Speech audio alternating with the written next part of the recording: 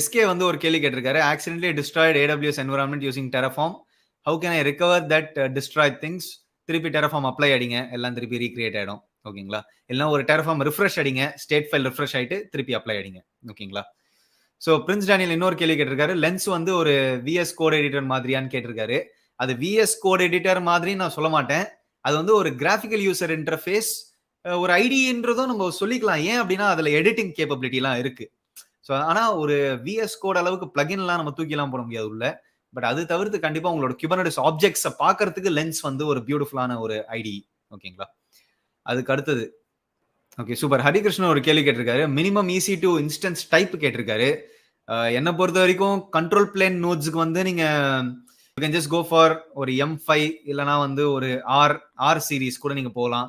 ஏன்னா மெமரி இன்டென்சிவா ஏதாச்சும் இருந்தா கூட. But general purpose இன்ஸ்டன்சஸே more then எனஃப்ங்க.